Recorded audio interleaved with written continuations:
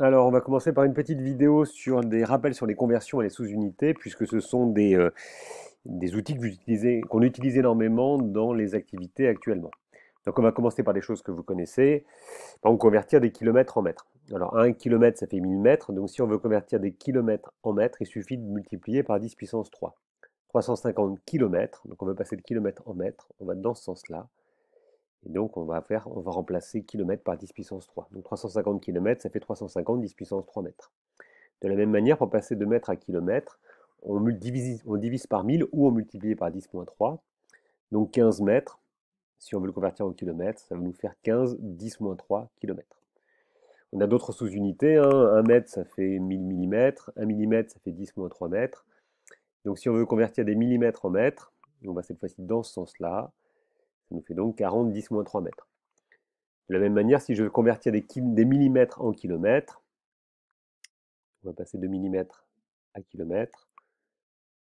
Ça nous fait 10 moins 3 fois 10 moins 3, ça nous fait 10 moins 6. Donc on remplace millimètres par 10 moins 6 pour aller à kilomètre. Ben, si vous avez compris ça, en fait, vous savez le faire pour les unités qu'on utilise actuellement. Alors je vous rappelle l'unité associée à la puissance, qu'on appelle le watt. On va pouvoir parler de kilowatts, de watts et de milliwatts. Ces puissances, on les utilise actuellement pour différencier ou pour essayer de comparer la puissance électrique fournie par une centrale nucléaire avec celle fournie par une éolienne, par exemple, en se rappelant que la puissance qui s'exprime en watts, ça représente la quantité d'énergie qui est fournie ou reçue par unité de temps. Plus un moyen de production électrique est puissant, plus le débit d'énergie qu'il va fournir va être important. Un peu comme si on comparait deux robinets qui fournissent de l'eau, un avec un grand débit, donc une grande puissance, un avec un débit faible, donc une plus petite puissance. Quand on va discuter en fait de la puissance associée à ces centrales, on va être obligé d'utiliser des sous-unités plus importantes, le mégamètre, le gigamètre, le téramètre. Et pour passer d'une unité à une autre, ben voilà, quand on passe des grandes unités aux petites, on multiplie par 1000, et quand on passe des petites unités aux grandes, on multiplie par 10 moins 3. Donc ce qu'il faut savoir faire, c'est être capable de convertir voilà, rapidement ces unités, peut-être en retenant un petit peu ce schéma. Donc ici, par exemple, si on veut convertir 60 gigawatts, qui est la puissance installée du parc nucléaire français, si on veut le convertir en terawatts, je vous laisse y réfléchir. Donc sur le schéma, il faut passer de gigawatt à terawatt, mais il suffira donc de multiplier par 10-3. Et si on le fait à la calculatrice, hein, vous pouvez le faire, vous allez obtenir 0,06 terawatts. De la même manière, si on veut passer maintenant de gigawatt à watt, donc on va aller dans ce sens-là, et donc on fait 10 fois 3 fois 10 fois 3 fois 10 fois 3, ça fait 10 puissance 9, donc 60 gigawatts, ça vaut 60 10 puissance 9 watts, ce qu'on a déjà vu en cours. De la même manière, dernier exemple, un 0,024 gigawatts en kilowatts, je vous laisse y réfléchir. Donc on passe de gigawatt à kilowatt, on multiplie par 10 puissance 6, et donc le résultat, puis si vous tapez ceci à la calculatrice, vous obtiendrez donc 24 000 kilowatts. Autre unité qu'on utilise, encore l'unité d'énergie, le wattheure. Alors l'énergie, la quantité d'énergie, ça va représenter ici, si on prend cette analogie, la quantité d'eau, par exemple, qu'on va mettre dans un verre, ça représenterait la quantité d'énergie fournie par une centrale nucléaire. Donc pour donner une certaine quantité d'énergie, cela va dépendre de la puissance de la centrale, mais ça va dépendre aussi de la durée de fonctionnement, de la durée pendant laquelle on remplit. Donc ici, on l'a vu ensemble en cours, hein, la relation qui lie la quantité d'énergie fournie par une centrale et la puissance, bah, c'est aussi lié à la durée de fonctionnement. C'est-à-dire plus la durée de fonctionnement est importante et plus la puissance est importante, plus l'énergie fournie par une centrale va être importante. L'énergie s'exprime en wattheures, la durée de fonctionnement s'exprime en heures et la puissance s'exprime en watts. La puissance devrait aller ici d'ailleurs. Alors une petite remarque, hein, on peut utiliser d'autres unités. Par exemple, on peut décider d'utiliser des gigawatts pour la puissance, et donc à ce moment-là, on aura des gigawattheures pour l'énergie. On peut utiliser des terawatts pour la puissance, dans ce cas-là, on aura des terawattheures pour l'énergie. On pourrait utiliser des kilowatts pour la puissance et obtenir des kilowattheures pour l'énergie. On va voir que ça devrait vous aider à simplifier les calculs.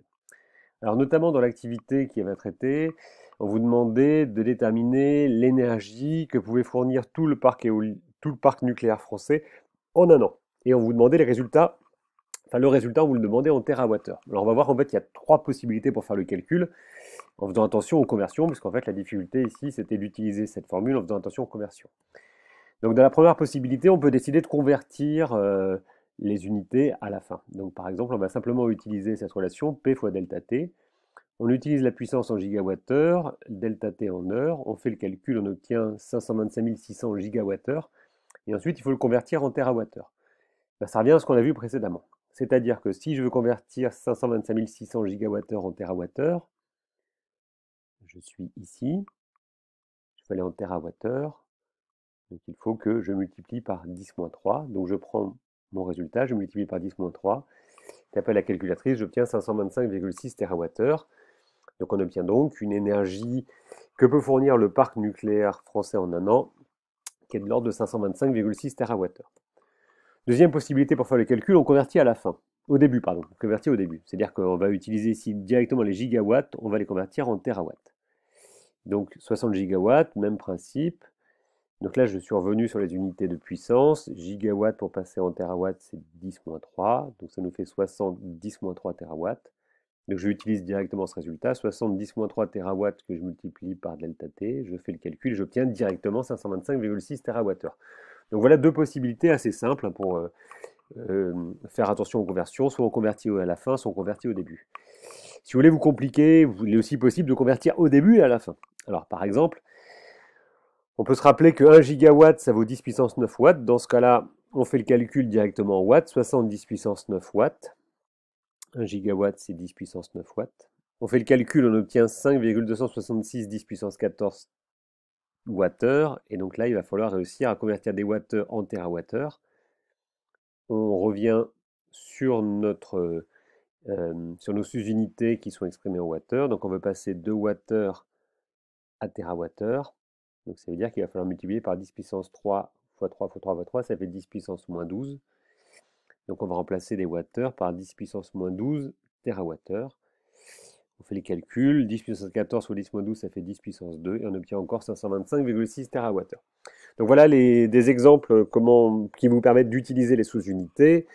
En faisant, donc le plus important, en fait, c'est de retenir l'enchaînement des sous-unités, de savoir qu'en fait, on passe de téra, giga, méga, kilowatt en multipliant par 10 puissance 3, et le chemin inverse se faisant en multipliant par 10 puissance moins 3. Voilà, j'espère que cela vous sera utile.